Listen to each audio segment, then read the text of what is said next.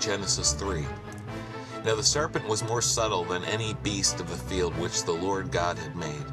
And he said unto the woman, Yea, hath God said, Ye shall not eat of every tree of the garden.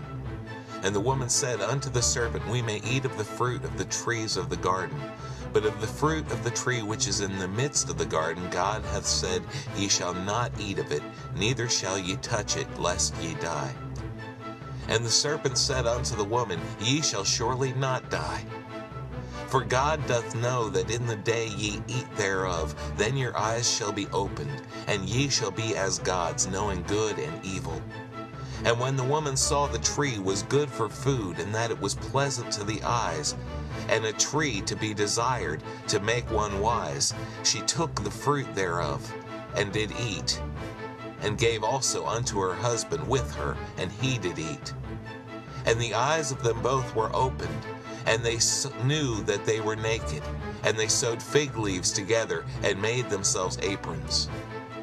And they heard the voice of the Lord walking in the garden in the cool of the day, and Adam and his wife hid themselves from the presence of the Lord God amongst the trees of the garden. And the Lord God called unto Adam, and said unto him, Where art thou? And he said, I heard thy voice in the garden, and I was afraid, because I was naked, and I hid myself. And he said, Who told thee that thou wast naked? Hast thou eaten of the tree whereof I commanded thee that thou shouldest not eat? And the man said, The woman whom thou gavest me to be with me, she gave me the tree, and I ate.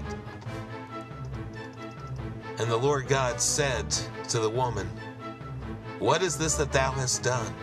And the woman said, The serpent beguiled me, and I did eat.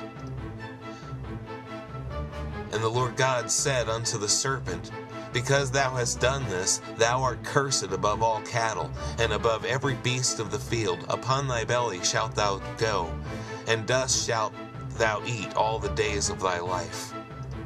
And I shall put enmity between thee and the woman, between thy seed and her seed. It shall bruise thy head, and thou shalt bruise its heel. Unto the woman he said, I will greatly multiply thy sorrow and thy conception. In sorrow thou shalt bring forth children, and thy desire shall be to thy husband, and he shall rule over thee. And unto Adam he said, Because thou hearkened unto the voice of thy wife, and hast eaten of the tree of which I commanded thee, saying, Thou shalt not eat of it, cursed is the ground for thy sake. In sorrow shalt thou eat of it all the days of thy life. Thorns also and thistles shall it bring forth to thee, and thou shalt eat the herb of the field.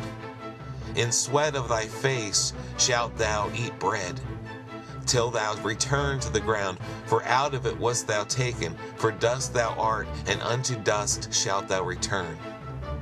And Adam called his wife's name Eve, because she was the mother of all living. Unto Adam also and to his wife did the Lord God make coats of skin, and clothe them.